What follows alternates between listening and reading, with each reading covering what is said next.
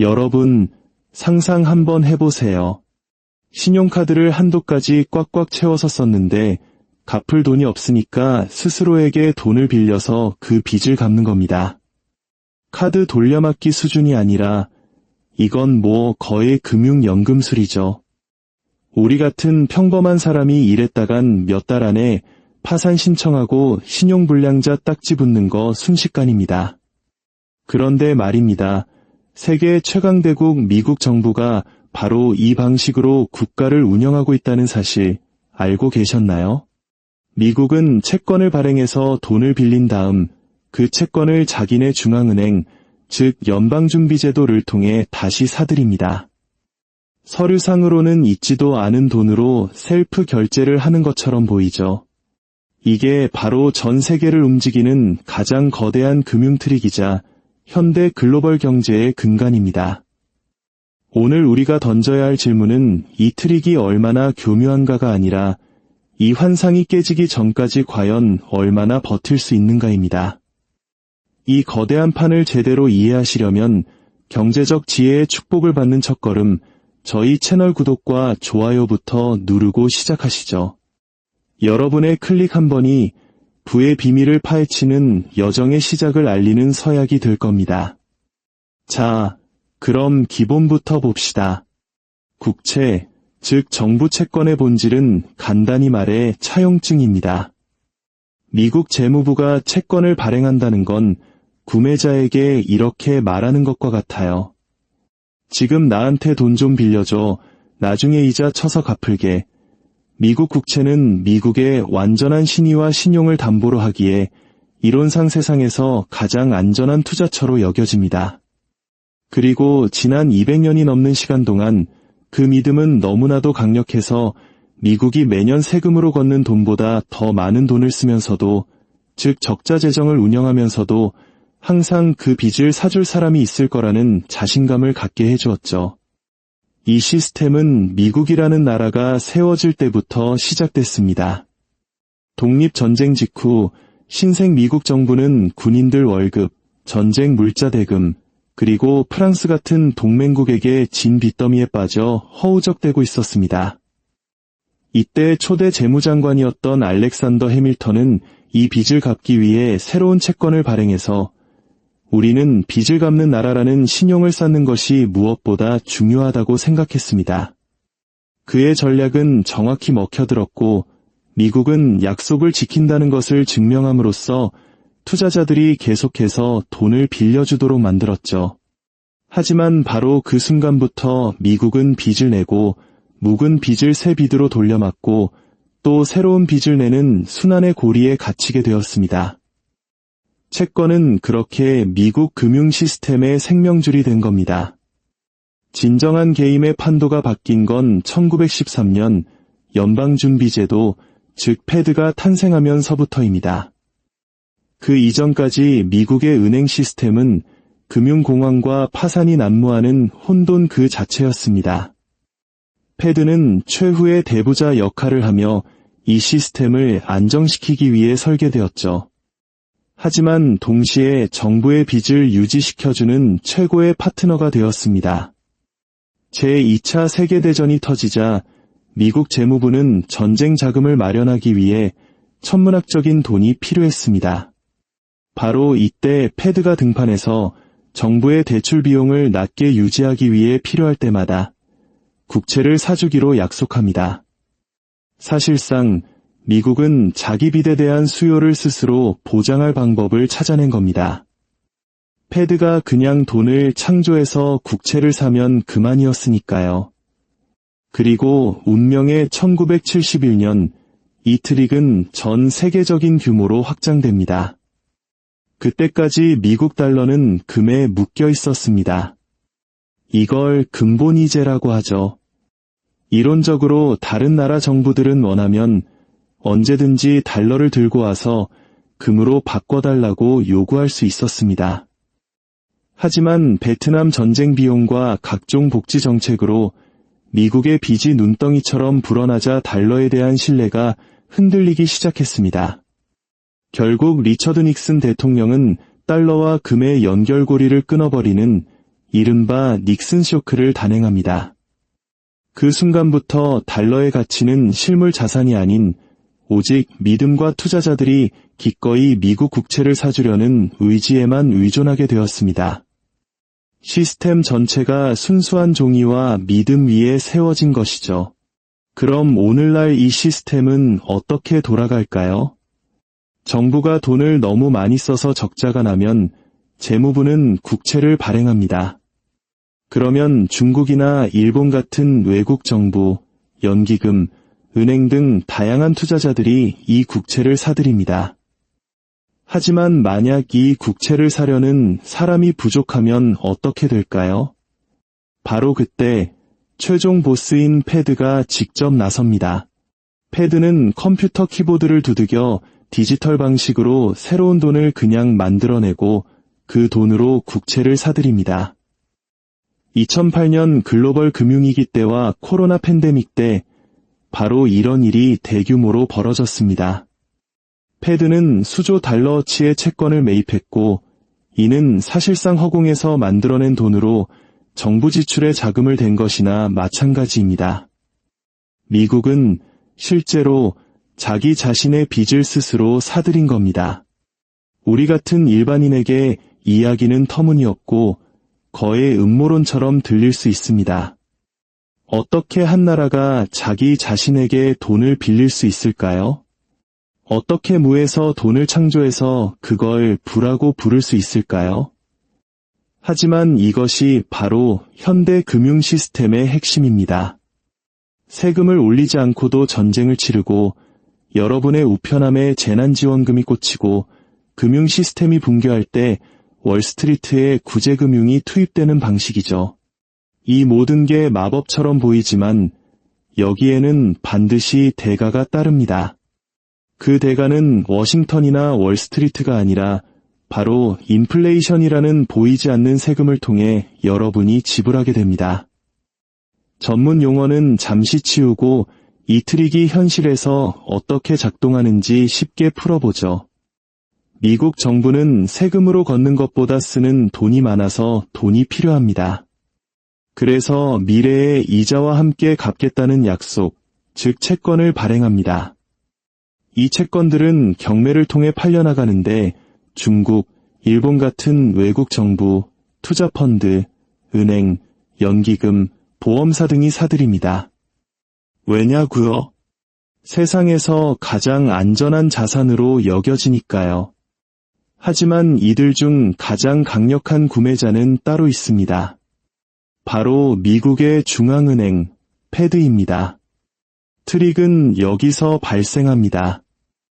패드는 국채를 사기 위해 세금을 걷거나 저축을 할 필요가 없습니다. 그냥 디지털로 돈을 창조하면 됩니다. 패드가 채권 매입을 결정하면 대차대조표에 숫자를 추가하고 그 자금을 판매자에게 이체합니다. 그렇게 새로운 돈이 시스템에 주입되는 겁니다. 정부는 빚을 냈고 패드는 그 빚을 샀고 이 순환은 계속됩니다. 외부 세계에서 보면 미국은 보이지 않는 돈으로 자금을 조달한 것처럼 보이죠. 네, 어떤 의미에서는 그게 맞습니다.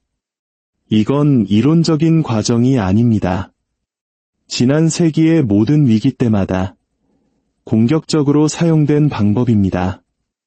2008년 금융위기 당시 패드는 양적 완화라는 프로그램을 시작해 수조 달러어치의 국채와 주택저당 증권을 사들여 시스템을 안정시켰습니다. 팬데믹 때는 훨씬 더 큰 규모로 똑같은 일을 반복하며 비상지출과 재난지원금에 자금을 댔습니다. 만약 이 채권 트릭이 없었다면 미국 정부는 세금을 엄청나게 올리거나 정부 지출을 대폭 삭감해야만 했을 겁니다. 둘 다 정치적으로 불가능한 선택지였죠. 그래서 대신 중앙은행에 의존해 그 차액만큼 돈을 찍어내게 한 겁니다. 이 게임의 승자는 명확합니다. 정치인들은 납세자들과 직접 부딪히지 않고도 돈을 쓸 수 있습니다. 은행과 투자자들은 패드의 매입 덕분에 유동성을 공급받고 자산 가격이 떠받쳐집니다. 외국 정부들은 적어도 지금으로서는 여전히 미 국채를 가장 안전한 자산으로 보유하고 있죠. 그렇다면 패자는 누구일까요? 바로 평범한 시민들입니다. 이 시스템이 겉보기에는 매끄럽게 돌아가는 것 같지만 숨겨진 비용은 인플레이션입니다. 채권을 사기 위해 새로운 돈이 창조될 때마다 기존에 있던 돈의 가치는 희석됩니다. 여러분은 마트에서 더 많은 돈을 내야 하고 저축의 가치는 줄어들고 월급 인상률은 물가 상승률을 따라가지 못합니다. 여러분의 월급은 그대로인데 점심값은 10,000원을 넘어 15,000원을 향해 가고 내 집 마련의 꿈은 점점 더 멀어지는 이유가 바로 여기에 있습니다. 인플레이션은 이 채권 트릭을 가능하게 하는 조용한 세금인 셈입니다. 또 다른 결과는 의존성입니다. 미국은 수십 년간 적자를 기록해왔고 국가부채는 30조 달러를 훌쩍 넘어섰습니다. 그리고 이 숫자는 줄어들 기미가 보이지 않습니다. 한때 외국 정부들은 경쟁적으로 미국의 빚을 사주었지만 이제 그 열기는 식어가고 있습니다.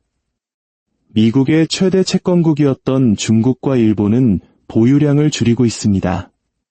글로벌 신뢰 구도가 바뀌면서 미국은 이 거대한 바퀴를 굴리기 위해 점점 더 자국의 중앙은행에 의존하게 됩니다. 이는 더 많은 돈의 창조, 더 큰 인플레이션 압력, 그리고 만약 신뢰의 금이 갈 경우 더 큰 취약성을 의미합니다. 이건 미국만의 이야기가 아닙니다. 역사적으로 제국들은 언제나 빚을 이용해 힘을 과시했습니다. 대영 제국은 막대한 채권 위에 해군과 식민지를 건설했지만 제2차 세계대전 이후 파운드화가 기축통화의 지위를 잃자 그 빚의 무게를 감당하지 못하고 무너졌습니다. 1700년대 프랑스는 전쟁 비용을 대기 위해 채권 발행과 화폐 트릭에 의존하다가 결국 시스템이 붕괴하며 프랑스 대혁명으로 이어졌습니다. 역사는 명확한 패턴을 보여줍니다. 빚은 제국에 연료를 공급할 수 있지만 결국 그 트릭은 신뢰를 모두 소진하고 맙니다. 그럼에도 미국이 아직 버티는 이유는 단 하나의 막강한 이점 때문입니다. 바로 달러가 세계 기축통화라는 사실, 즉 달러 패권입니다. 전 세계 석유는 달러로 가격이 매겨지고 국제무역은 달러로 결제됩니다. 전 세계 중앙은행들은 가장 안전한 준비자산으로 미 국채를 보유하고 있죠. 이것이 독특한 순환고리를 만듭니다. 미국이 빚을 내면 전 세계가 그것을 사주고 그 덕에 달러의 지배력은 유지됩니다. 금이나 영토가 아닌 미국의 차용증에 대한 신뢰 위에 세워진 금융제국인 셈입니다. 하지만 균열이 보이기 시작했습니다. 브릭스 국가들은 달러를 대체할 대안을 모색하고 있습니다. 각국 중앙은행들은 금 보유량을 늘리고 있습니다. 탈달러화라는 속삭임은 점점 더 커지고 있습니다. 만약 전 세계가 미국 빚은 더 이상 가장 안전한 자산이 아니다라고 판단하게 된다면 이 거대한 트릭은 순식간에 무너질 수 있습니다. 그렇다면 이 채권 트릭이 여러분에게 중요할까요? 이건 추상적인 회계 개임이 아니기 때문입니다. 이것은 여러분의 예금 계좌, 장바구니 물가, 주택담보대출 같은 일상생활을 직접적으로 형성합니다. 정부가 빚을 갚기 위해 패드에 의존할 때마다 더 많은 돈이 창조됩니다. 더 많은 돈이 창조될 때마다 여러분이 가진 돈의 가치는 조금씩 사라집니다. 인플레이션이 마치 도둑질처럼 느껴지는 이유가 바로 이것입니다. 이것은 실제로 도둑질입니다. 현금과 월급에 의존하는 평범한 사람들로부터 자산 가격 상승으로 이익을 보는 자산가들에게로 부가 조용히 이전되는 과정이니까요. 이 환상은 사람들이 미 국채가 안전하고 달러 가치가 유지될 것이며 인플레이션이 통제 불능 상태에 빠지지 않을 것이라고 믿는 동안에만 작동합니다. 하지만 역사는 환상은 반드시 깨진다고 말합니다. 1920년대 바이마르 공화국에서는 정부가 빚을 갚기 위해 돈을 찍어내다가 초인플레이션을 겪으며 국민들의 저축이 하룻밤 사이에 휴지 조각이 되었습니다. 1970년대 닉슨이 근본이제를 폐지한 후 달러 가치는 폭락했고 미국인들은 두 자릿수 인플레이션 속에서 주유소 앞에 길게 줄을 서야 했습니다. 수년간의 양적 완화와 팬데믹 경기 부양책 이후 지금 우리는 치솟는 물가, 부동산 거품, 그리고 불안정한 시장 속에서 과거 위기들의 메아리를 듣고 있습니다. 진정한 위험은 단순히 인플레이션이 아닙니다. 바로 취약성입니다. 만약 외국 구매자들이 미 국채에 대한 믿음을 잃는다면 미국은 빚의 더 많은 부분을 국내에서 소화해야만 할 것입니다. 이는 패드에 대한 의존도를 더욱 높이고 더 많은 화폐 창출로 이어지며 미국인들에게 훨씬 더 가파른 인플레이션 세금을 부과하게 될 것입니다. 그리고 만약 달러 자체에 대한 신뢰에 금이 간다면 그 차용증 위에 세워진 글로벌 금융 시스템 전체가 흔들릴 수 있습니다.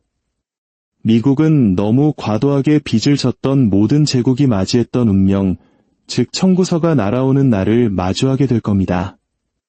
이것이 바로 우리가 이 채권 트릭을 이해해야 하는 이유입니다. 돈과 권력이 어떻게 얽혀 있는지, 정부가 어떻게 스스로에게 돈을 빌리는 방식으로 어려운 선택을 회피하는지, 그리고 그 비용이 어떻게 항상 대중에게 전가되는지를 보여주기 때문입니다. 정권이 누구든 상관없이 빚이 계속해서 늘어나는지를 폭로합니다. 이 채권 트릭은 특정 정당의 문제가 아니라 구조적인 문제이기 때문입니다. 이것은 제국을 계속 돌아가게 하는 보이지 않는 기계입니다. 언젠가 멈출 그날까지 말이죠. 오늘의 교훈은 무엇일까요? 진정한 금융교육은 이 환상을 꿰뚫어 보는 것에서 시작된다는 것입니다. 정부의 빚은 공짜가 아니며 인플레이션은 숨겨진 세금이고 신뢰만이 안정과 붕괴를 가르는 유일한 기준이라는 것을 인식하는 것입니다. 이는 여러분 자신의 재정에 대해 어려운 질문을 던져야 함을 의미합니다. 만약 이 시스템이 흔들린다면 가치를 지킬 수 있는 자산을 가지고 있는가? 인플레이션이 치솟는다면 내 저축은 살아남을 수 있는가? 미 국채에 대한 신뢰가 사라진다면 내 연금, 내 대출, 내 월급에 닥칠 위험을 이해하고 있는가? 왜냐하면 이 트릭이 흔들릴 때 그 대가를 치르는 것은 워싱턴이나 월스트리트가 아니라 바로 당신이 될 것이기 때문입니다. 역사는 반복되지 않지만 운율은 같습니다. 대영 제국은 한때 채권으로 제국을 운영했지만 신뢰가 무너지자 몰락했습니다. 프랑스는 혁명이 휩쓸기 전 빚더미에 빠져 익사했습니다. 그리고 지금 미국은 끝없이 돈을 빌리고 스스로의 빚을 사들이며 이 게임이 영원히 지속될 수 있다는 환상을 팔면서 똑같은 게임을 하고 있습니다. 하지만 모든 환상에는 끝이 있습니다. 유일한 질문은 그 끝이 언제인가 하는 것뿐입니다.